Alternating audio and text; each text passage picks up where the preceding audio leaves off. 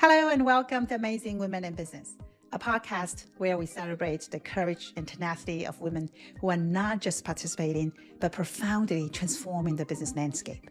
I'm Demi-Lin, your host, in navigating the complexities of personal and professional growth across cultures. Each episode, we dive into stories that resonate deeply, featuring trailblazing women who break through barriers and confront challenges with grace and strategy.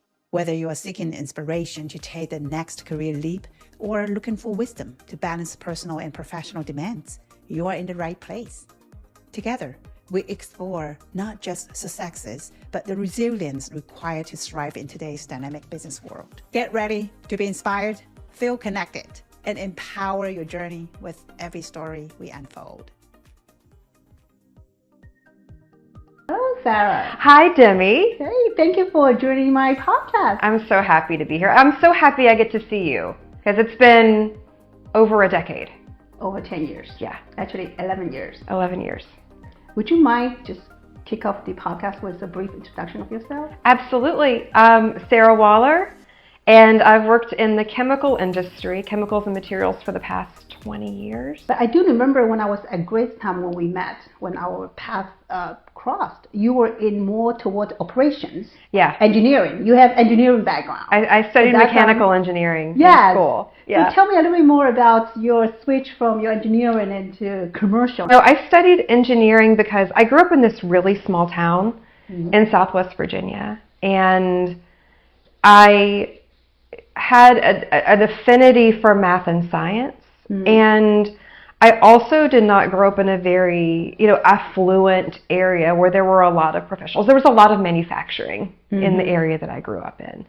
And I actually was the first person in my family to go away to college, to go to a 4-year university, move away and go to college. And I had a great time at Virginia Tech. And then after college, I moved out to Colorado, and I totally different experience, but I started my career out there in manufacturing. Okay, yeah. So a lot of lean manufacturing, operations management, supply chain management kind of stuff. And it was really, really fun. I mean, I worked for Kodak, which used to be this phenomenally successful company, right? Yeah, and so I kind of learned a lot of these operational Excellence. Exactly. I learned it at a company that really needed it and really believed in it. But then, as luck has it, someone from the East Coast called me and came back. And that's where we met at Grace. And I pretty quickly transitioned into commercial at Grace. You know what I remember you back then over 11 years ago? You always dressed up every day. I did dress up every day. I have a strong work ethic because I think it's because where I came from, right? I mean, I never took any opportunity for granted. Yeah. So I've always had a really strong work ethic, and thank God for that. I think it's proven, to be a really virtuous thing, right? But I've also had to learn how to relax along the way and take time to rest and things like that. I did dress up. We're women in an industry that is primarily men, and I remember being a young woman, at those times, and feeling like I needed to kind of have an image of professionalism so people would take me seriously. So I did dress up every day. I wore skirts every day to work.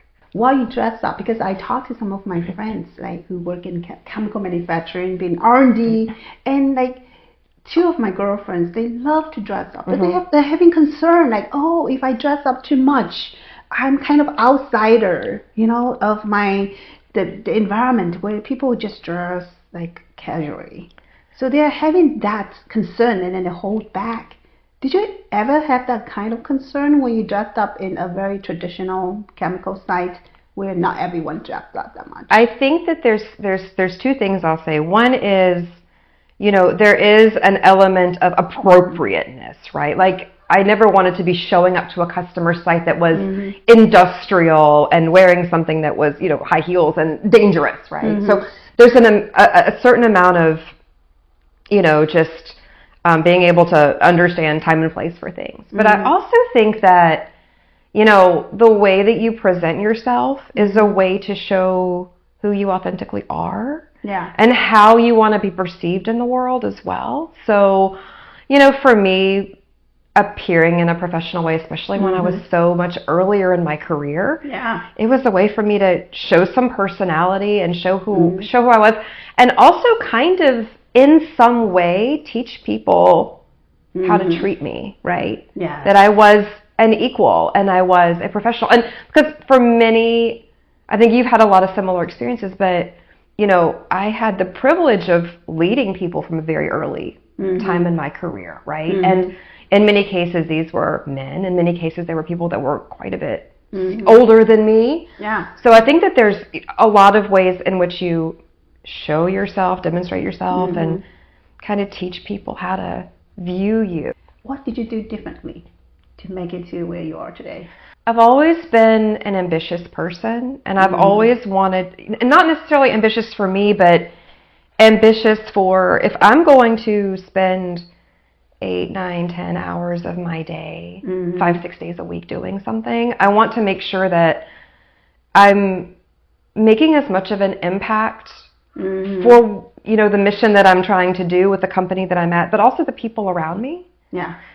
And so I made a decision kind of early on in my career that I had to show up as who I was, right? And I think that over time, like as you grow up, you get a lot more grounded in what that means, right? Because we're constantly learning and growing and expanding and changing. But I think for me, just getting really clear that my career was going to be a really big part of my life and who I was, and making a commitment that I'm going to show up authentically, and I'm going to show up to the best of my ability, with the best of intention as who I am, in an effort to continually grow and expand and learn, right? And I think that made a difference for me because I always had that North Star of who I was, who I wanted to be, right? While you try to be who you are, right, being authentic, is there any challenge that prevents you from? Absolutely. I had the privilege of learning from some really great, strong leaders.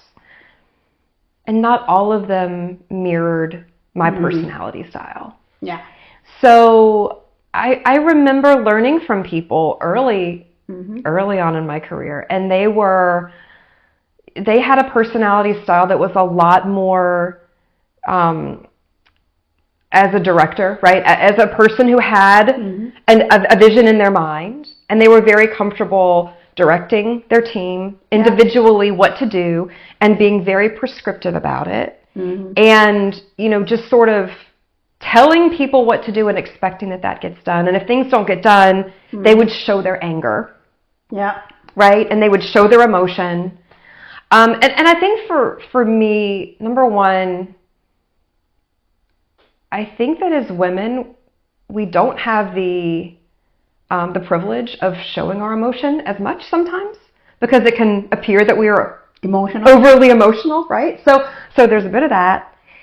And then I think that there's also, because I grew up in operations, and because when I went to Grace, I was a Six Sigma black belt, right? And for those who don't really know what that is, it's a very facilitative, a very collaborative way of leading teams, right? And that informed my leadership. So I remember my first time that I was in a big leader role where I had a lot of people, global teams, and I would just sort of like try to lay down the law like I had seen other people do, and it felt so off for who I was as a person. And my team didn't respond. I mean, they would look at me and, who are you? Who is this? Right? And so I had to learn that actually I have a style, and we all have to flex that style, and we all have to try different things from time to time to get the results that we want and bring people along and lead. Right. But, for me, I very clearly learned that I couldn't switch that style to be something that I wasn't.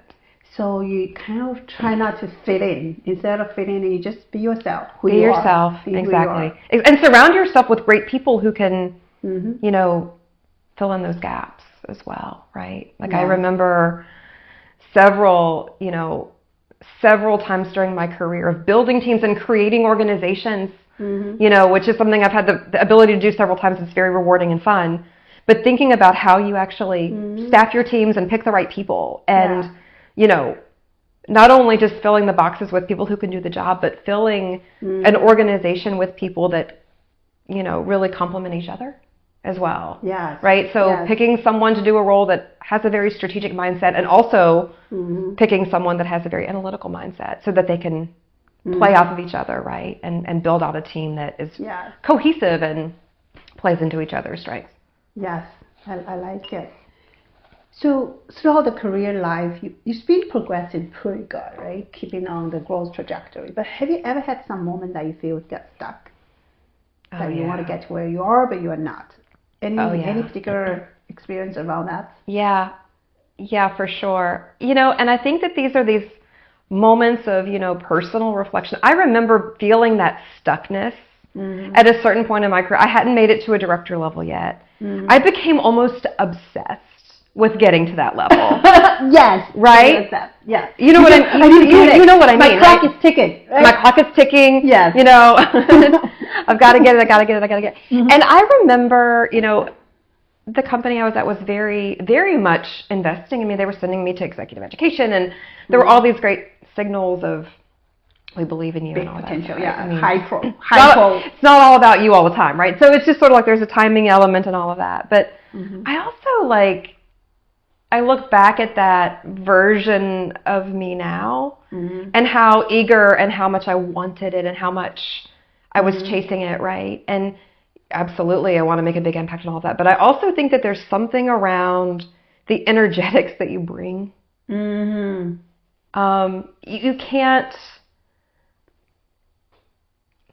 can't both have something and want it at the same time. So it wasn't until I kind of got rid of some of that resistance of not having it and chasing it and just embodying it, and then if that makes sense. And then things follow. And then they fell into place. Does that make sense? Yeah. Like, almost like, okay, if this is something that I want, this might be a little esoteric, but if this is something that I want, there's that reason for it. I'm meant for it. And I already have it. So I'm just going to behave in a way like I already have it rather than chasing. And that got me out of the feeling of being stuck.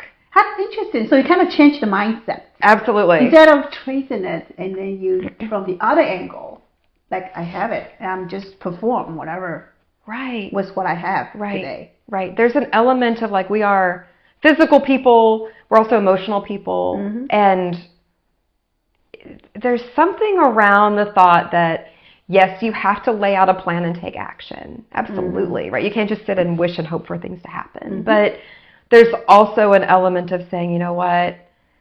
The thing that makes us kind of suffer as humans so much is the resistance we have. So letting go of that and just doing your best, embodying that as it is, and saying, you know what? I want to be a director. Okay, well, I can start to act like that now. Right? I can lead from where I am. I can envision, I can have a point of view, I can lead the people around me, and it'll come. Yes, I like that approach. But I look back at it as someone who is where I am in my life, talking to that person who was much younger, right? And that is clear to me now, but it wasn't so clear to me then. Yeah. Right? That's a very interesting point. I don't think I adopt that approach, but I do think that would be a very nice approach for a lot of young professionals while they're looking for career progress. It can take some of the frustration out, right? I also think... And focus on the positive part. Focus on the positive and be rooted in reality, absolutely. If someone's in a place where they're never going to get promoted, you have to have reality of your situation, right? Yeah. But... And maybe that means you leave. You know what I mean? Like, you can't go to a watering hole that's dry and just wonder why there's no water in it. Sometimes you have to go to a different watering hole. But at the same time, I think that you can put yourself in a frame of mind to generate, and then things come, and you can do those things at the same time. You also asked a question about feeling stuck. Yes. And I think that this is another thing that I think, as I've moved along in my life, feeling stuck is actually a feeling that I kind of welcome now, because it means I'm not stuck. You know, like, feeling stuck means that you're kind of ready for something else. Yes. You know what I mean? Even though it's frustrating to feel that stuckness and feel... Because I kind of feel, so while you feel you're stuck, but actually when you feel that meaning you're that already moving through it. Moving forward, you're looking for something new. Exactly. Like you're already starting to move through it, right? If you were stuck, you wouldn't, if you were actually stuck, you probably wouldn't have that frustration. Yeah. I like the approach. You always flip. I think you have a very unique approach of flipping the card and then see the other side of the story. Yeah. And then change the dynamics. Yeah. Oh, yeah. One thing I always be curious about, while we were doing business, I always got a question from my executive leadership team is, hey, what wake you up in the middle of the night? So I'll throw that question to you, like, what wake you up in the middle of the night? I think when I was leading large businesses, the thing that would wake me up in the middle of the night was my people's safety. Yes. I mean, just, making sure that everything I was doing as a leader was first and foremost making sure that they were coming to work and safe, right? I think for me right now, what keeps me up in the middle of the night is this idea of fulfilling potential. Yes. And I think maybe that's something that comes, we think we're running out of time sometimes, right? But am I fulfilling my potential for clients, for customers, for my own life, for my children, for the people in my life, right? Am I doing and generating as much goodness as I can? Are you getting the best out of what you have? Are you offering everything? Have you been all in to what you're doing? And are you getting the best out of what you're striving for? And it's important to rest, and it's important to take care of yourself. I'm a firm believer in that. If you're doing your best. You know what I mean? Yeah. If you are. Yes. But I think that's always who you are. I feel that even when we were at Grace. I feel the same about you. Yeah. You haven't been changed. We've just gotten older. I think that's tapping into what you mentioned about being who you are. Yeah. Right? Authenticity. And this is who you are. And this is something that I still remember the Sarah from 10, 11 years ago. Yeah. And that's the power of being who you are. That's right. Having the authenticity. That's right. Yes. Yeah. Any personal behavior or routine or habits that really help you to get you where you are today? I think taking care of yourself is really important. And so that to me shows up in a lot of different ways. It's physically taking care of myself, eating right and exercising and, surrounding myself with positive people who also want to grow and expand. And I think that's huge. Yeah. I also think that the whole idea of being able to lead yourself, I think about like mindfulness practices and being able to pause and working through those things, right? Meditation, whatever it looks like for it, journaling, writing an email that you don't actually send or whatever, right? I mean, whatever that looks like to keep your own energy in check. Like how can I go and lead a large team if I can't lead myself through some of these moments? Yes. I remember you are a yoga teacher. Are you a coach in yoga? I don't actually teach yoga, but I am certified. Oh, yeah. It's one of those things that surprises but people. That already show a commitment. Getting certified is already a big commitment. Yeah. Tell me more. Tell me how you did that. I just decided that I like these self-development things, right? Like meditation and yoga and finding different ways to care for myself so that I can show up as a good leader, as a good mom, as a good friend, all of those things.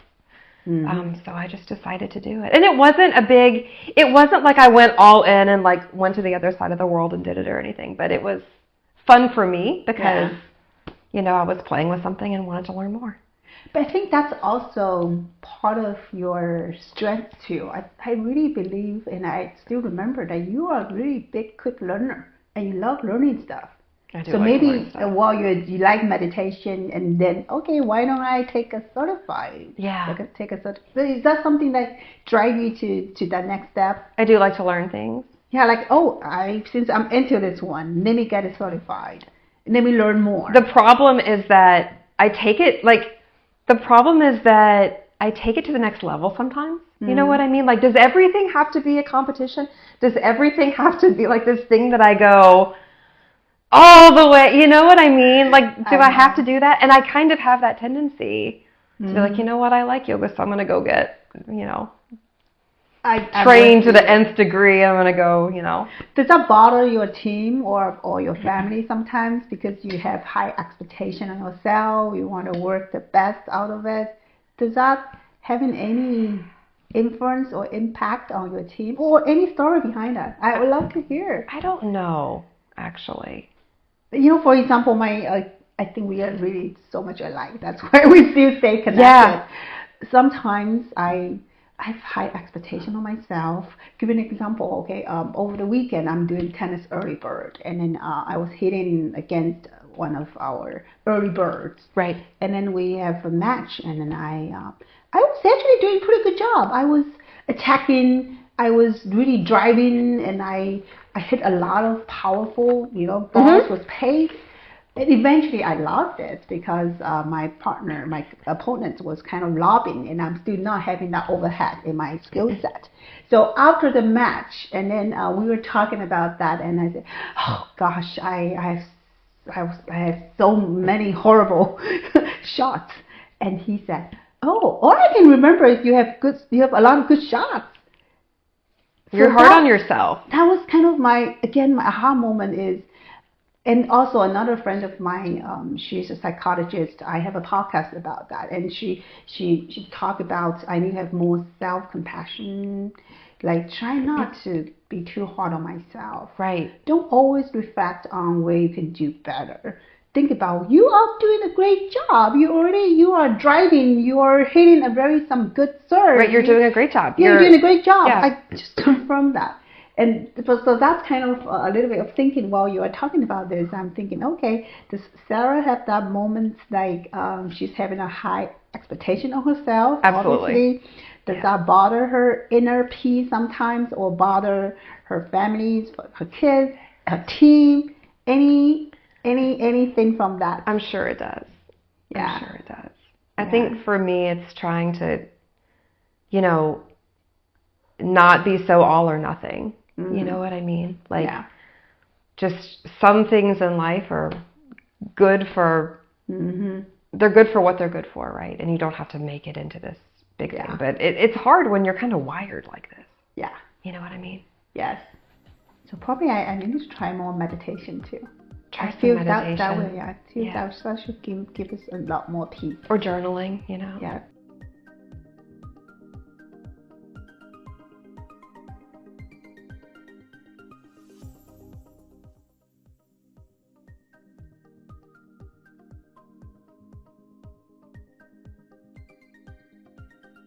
Thank you for joining us on Amazing Women in Business. If you enjoyed this episode, please subscribe to our podcast and leave us a 5-star review. Don't forget to share this episode with another amazing woman in business who will benefit from our community and content.